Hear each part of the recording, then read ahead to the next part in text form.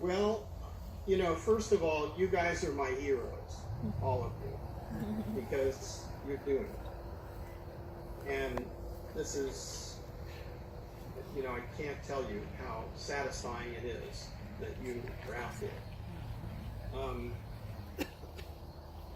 The fact is, we have to act locally.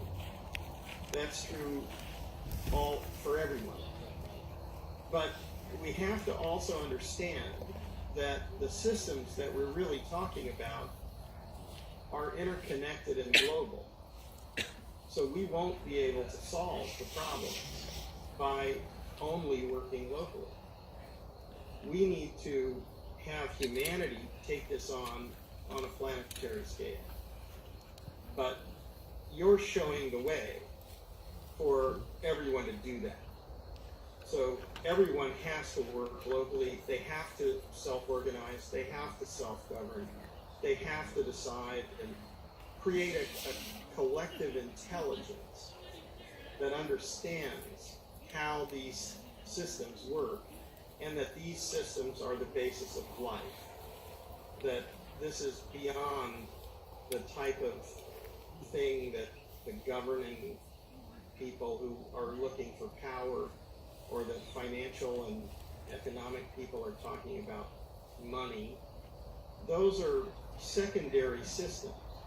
We're talking about primary systems, the primary systems that are the basis of life, that create the atmosphere, the hydrological cycle, the soil fertility and the biodiversity, and they constantly filter and continuously renew the system.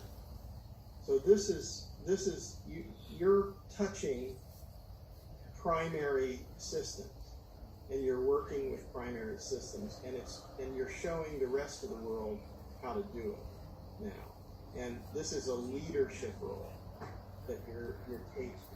So you're doing what you need to do for yourselves, but you're also at the forefront of a gigantic movement.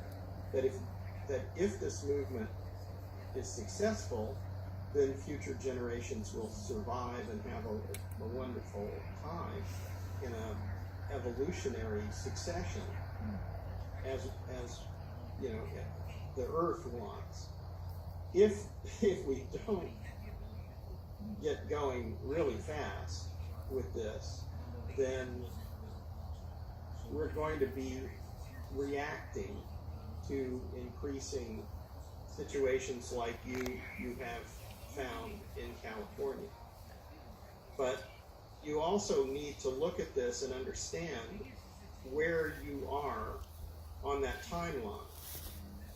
You're in California, and you have some of the largest old-growth forests remaining on the planet.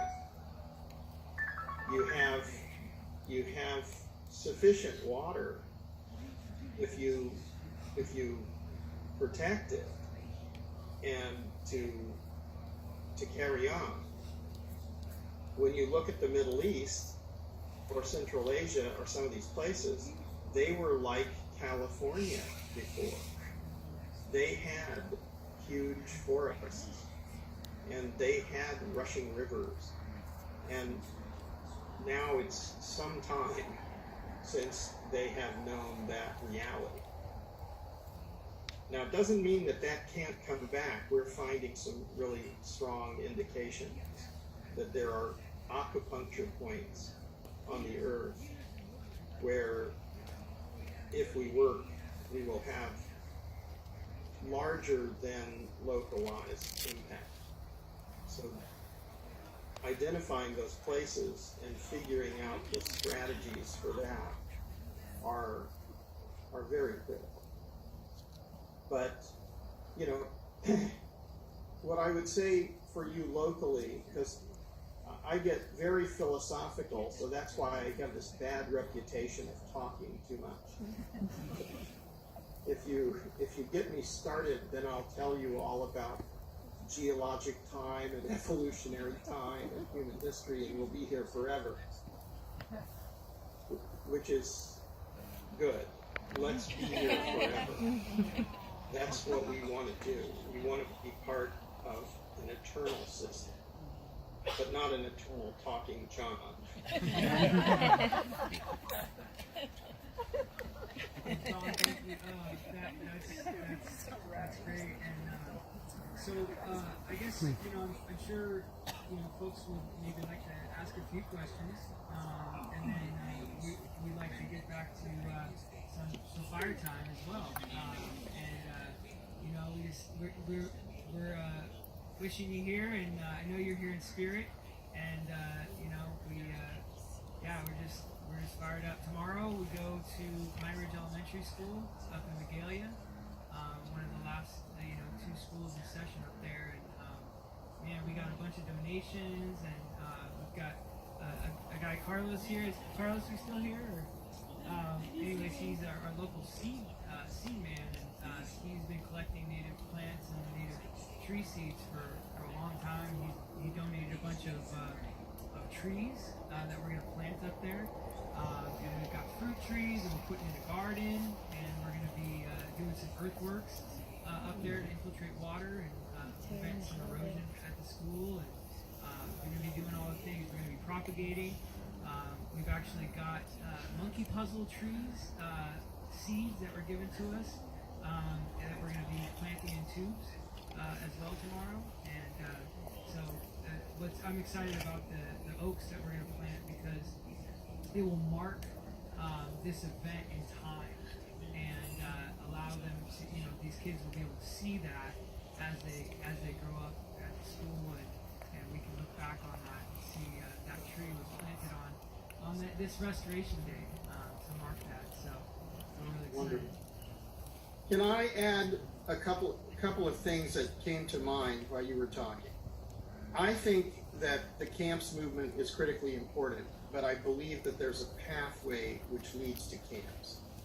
So camps as an aspiration is a good thing, but there's a pathway. The pathway, I think, starts with intention. And so if there's an intention by individuals and then by larger numbers in the community, then that's the first step. The second step is what you're doing is activity. These activities lead to a very strong community. So that's the third step on the path, is a strong community.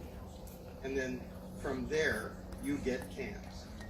And I think it grows from there. It's organic. It has to be organic. That's the way it works. There's going to be all sorts of challenges, of course. And then there's one more thing that your work that you just described has brought to my mind. We're talking about large-scale nurseries at schools, and we're talking about trees in pots.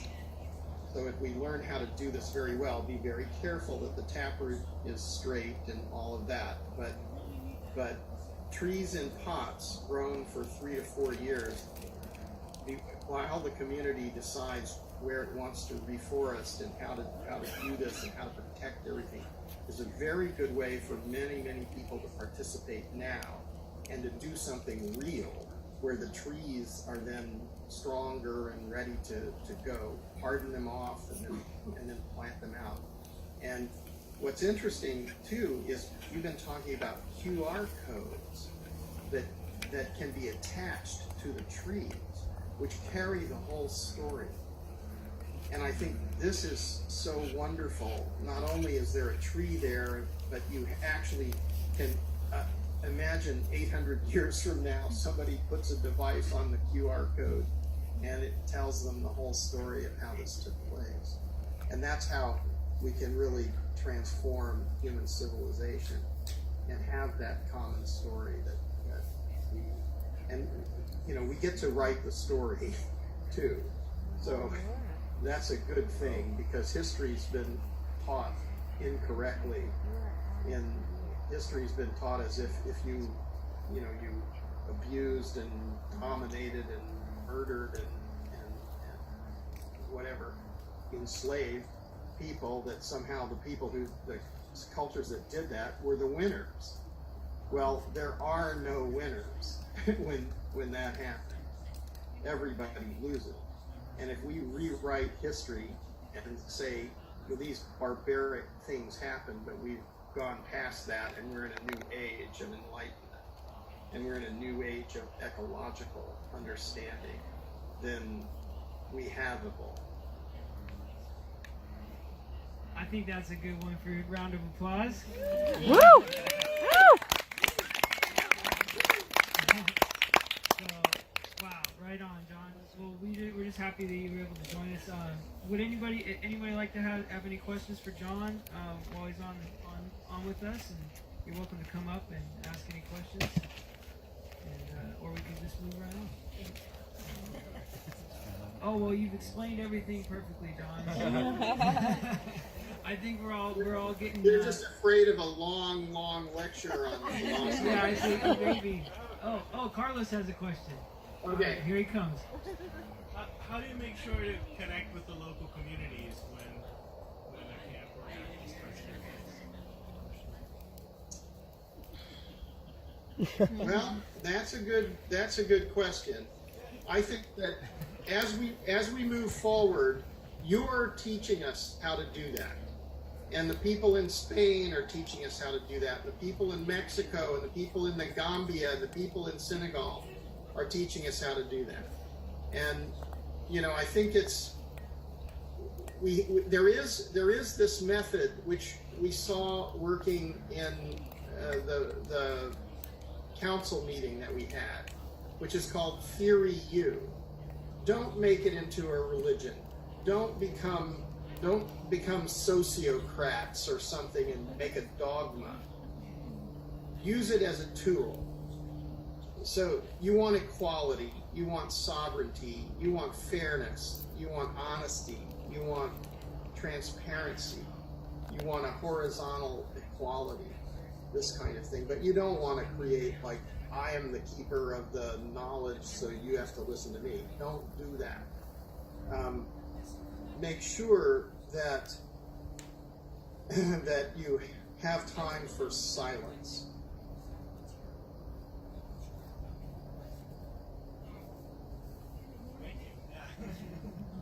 Make sure that you allow everyone to participate, to speak. Reach collective consciousness. It's not about one person's opinion or another person's opinion. It's about the collective understanding. So when everyone understands, that's perfect. You don't need to discuss it anymore because everybody knows what they're doing. Well, it's funny because when I heard you originally talk about ecosystem restoration camps, I immediately just thought that it was something that we could interpret and do what our own method of and just take it on. So and I'll tell our story here in a minute, but when we linked up and before the fire, and then this just dawned on me that like this is what we need to do here, and we were coming up with our own version of it, and we just went for it. And I didn't even apply to the ecosystem restoration camp like I was supposed to, I guess. No, you don't need permission Right. to restore the earth. You have the right and the responsibility. Always remember. But then Peter calls me and says, "I think we need to talk." He said, "I think we need to talk. I guess you're a camp now." And so we did it, without asking permission. And I think that's the biggest lesson that I want to give out to everybody here. Is like, you don't need any permission. There's no official thing here. This is an idea, and this is the experiment. We are in it. We're answering these questions as we speak, and so it's very empowering, and it should empower. And it's about taking our official hats off and our professional hats off, right? and being just one together as human beings, right? And to do the things that need to happen, and it's not going to be perfect. and it's not going to be, all pretty. We're gonna have road bumps, and we're gonna have to figure things out. But that's the fun in it, right? So, anyways, well, yeah, we have another question here for you, Don. The next decade, as you know, is going to be a decade dedicated to environmental restoration by the UN. I'm wondering if you can comment on the extent to which the UN is looking at your work and our work, thus giving greater gravity to what we're doing here and what we're doing on your agenda. Yeah, that's a pretty good question. I think we need to be open, but somehow skeptical too about the existing institutions. So I've been working for decades to push this forward, and many people within the United Nations system have too. But the institution itself is a hydra-headed monster, really, and it has multiple things. I mean, the best thing I can say about the United Nations is we need one. We need a United Nations. This is the best United Nations that we have. But in terms of efficiency, or in terms of really deep understanding, it's flawed. But we all are flawed. That's another thing that we really need to understand. Humanity has many problems. So we need to be tolerant. We need to be forgiving, because it's not possible to say, you have to be perfect. We're not perfect. So how can you demand perfection? But, I think that we have to also realize that what we're doing, if we wait for those institutions to do it, we can wait forever. And we need to do it. And then actually they're not in the lead. They're following. That there's an outpouring of understanding, growing understanding, and demanding that we restore the earth. So they're just reacting to that. It's not so much that they're in the lead. You don't give them that much power. I think it's going to be critical to go back and look at the historical situation and realize that the indigenous people all over the world protected their lands for tens of thousands of years, and that there was a change when the European expansion took place. So, when you look at that giant desert in the North Africa, Middle East, and the Mediterranean, and going up into Central Asia, that's not an accident. That's the result of all the early civilizations devegetating and destroying. And wherever so you can go into the Amazon now, you can go into the Congo Basin, you can go to Indonesia, and destroy it. And human beings are. So the result, if 8,000 years from now, is Kalimantan is a desert like the one in the Middle East, or the Congo Basin, or the Amazon. And this completely screws up the hydrological distribution in the world, and the wind patterns and vortex activity. I mean, all of this hurricanes and stuff, it's all human impact. So when you get to that level of understanding and you realize, okay, so there are experts, but this has to not be expert information. This has to be collective consciousness. So I was a cameraman. I didn't know much about ecology 25 years ago, but now I know a lot about ecology. So if I talk to the top supposed experts in the world, they don't usually tell me anything that I don't know. That's terrifying. We we don't want experts now. We want everybody to be focused and understanding and create a collective consciousness, so that this is the basic intention of human civilization. That's what we need to do right now. Oh, John, we have someone very special here that you might know.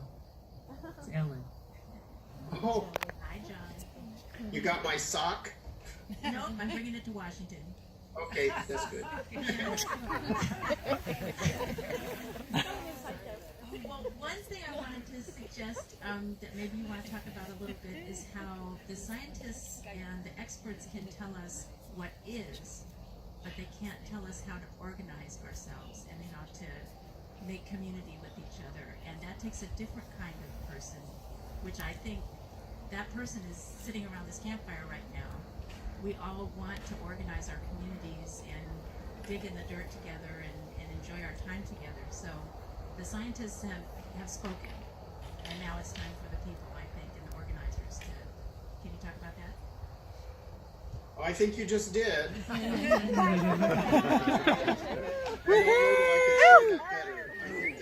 you're exactly right. I concur.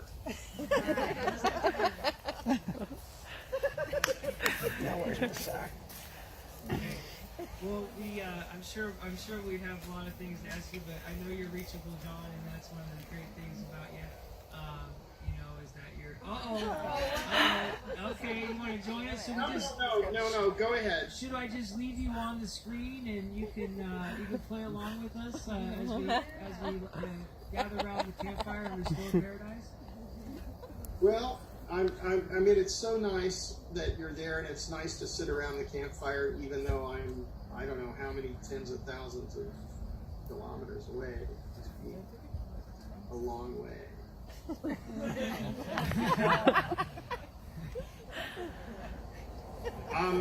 Yeah, I'm too shy to really play for you, but next time. We got some good intimate moments there at the Los Altos, and when he came out, he was playing the piano at like 2:30 in the morning, and just masterfully there as everybody kind of snuck away. We caught him. Actually got him on film playing pretty good. He's pretty mad on the piano. Well, listen, I now have to make lunch for my 100-year-old mother, who's getting ready for her birthday on June 14th, and then she's going to go with my sister back to the United States to visit her older sister. You're gonna have to tell her to send us those secrets. Wow. Well, John, we love you. And I just want everybody to give a big old cheer for John, and thank you.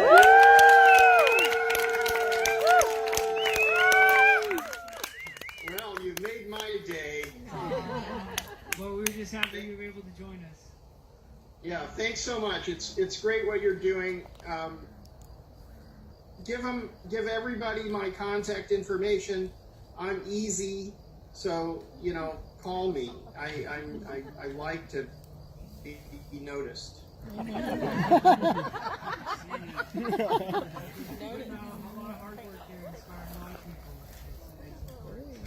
We thank you, John. All right, you have a good night. Big shout out Thank to your you. mom. It's a day for me. It's tonight for you. Yeah, but, right. Okay. Have a great day. Bye-bye. Bye. Congratulations. Do well. Woohoo. All the best. Bye-bye. Bye.